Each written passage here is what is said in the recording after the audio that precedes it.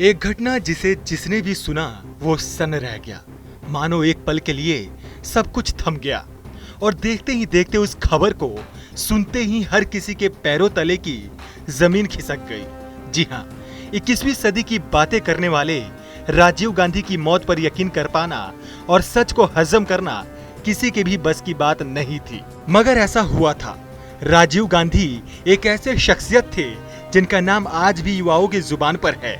राजीव गांधी का जन्म 20 अगस्त 1944 को मुंबई में हुआ था। किसी ने सपने में भी नहीं सोचा था कि इंदिरा गांधी के बेटे राजीव इतनी कम उम्र में इतनी शोहरत हासिल कर लेंगे। वक्त बदला और राजीव गांधी भारी बहुमत से विजय होकर भारत के प्रधानमंत्री बने। इसमें कोई शक नहीं कि राजीव गांधी एक ऐसे शासनाध्यक्ष हैं जिन्होंने सरकारी तंत्र में व्याप्त भ्रष्टाचार को सार्वजनिक रूप से स्वीकार करने का साहस किया और माना कि उनकी सरकार में ही जन कल्याण के लिए दिल्ली से भेजे गए 1 रुपए में से केवल 13 पैसे जनता तक पहुंचते हैं। बाकी 87 पैसे बीच का भ्रष्ट तंत्र हजम कर लेता है। 1991 में 10वीं लोकसभा के चुनाव की तैयारी शुरू हो गई। 3 चरणों में होने वाले मतदान के पूर्व राजीव गांधी को देश की जनता ने ये एहसास दिला दिया था कि 1989 में उनसे भूल हुई है और पूरा देश फिर एक बार राजीव गांधी को प्रधानमंत्री के रूप में देखना चाहता है। राजीव गांधी अपने व्यवहार के अनुरूप सुरक्षा की परवाह करे बगैर सीधे जनता के बीच चले जाते थे। 31 अक्टूबर 1984 को आतंकवादियों द्वारा देश की प्रधानमंत्री इंदिरा गांधी की हत्या के बाद सत्ता की बागडोर राजीव गांधी के हाथों में थी।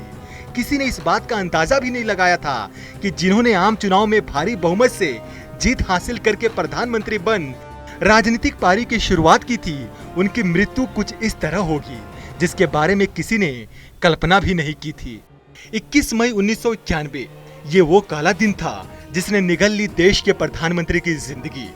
प्रभाकरण के इशारे पर पूर्व प्रधानमंत्री राजीव गांधी की हत्या 21 मई 1991 को अंजाम दिया गया, लेकिन ये ऐसी साजिश थी जिसमें एक नहीं दर्जनों लोग शामिल थे, या कम से कम उन्होंने साजिश में किसी न किसी तरह मदद की।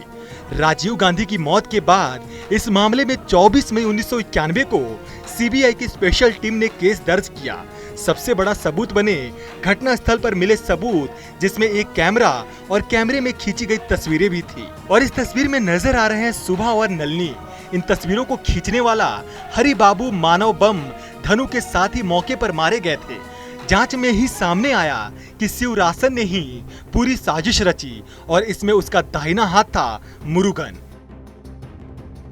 1991 की वो भयानक रात तमिलनाडु के श्री पेरुबंदर में 21 मई करीब 10:20 के दरमियान देश की जनता की सांसें थम गई जब उन्हें पता चला कि बम धमाके में राजीव गांधी नहीं रहे। श्री पेरुबंदूर में मंच पर जब एक 30 वर्षीय युवती चंदन के हार के साथ जैसे ही राजीव गांधी के पैर छूने के लिए झुकी, वैसे ही पटाखों की आवाज के साथ जोरदार धमाका हुआ, जिसमें सैकड़ों लोगों के साथ राजीव गांधी की भी मृत्यु हो गई। मंच पर हुए भयंकर धमाके राजीव गांधी के शरीर का एक हिस्सा उल्टा गिरा हुआ था। देखते ही देखते एक हंसता हुआ चेहरा मौत के काले अंधेरों में कहीं खो गया।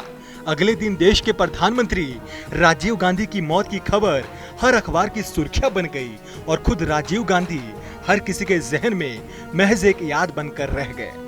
कुछ समय बाद राजीव गांधी के मर्डर की तहकीकात के लिए एक विशेष दल का गठन किया गया।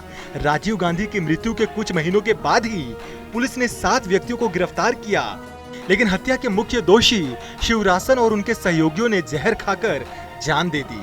राजीव गांधी हत्याकांड की गुत्थी सुलझाने के लिए सीबीआई की स्पेशल टीम ने जैसे जैसे शिकंजा कसा, वैसे वैसे लिट्टे समर्थकों के साइनाइड खाकर जान देने की खबरें आई।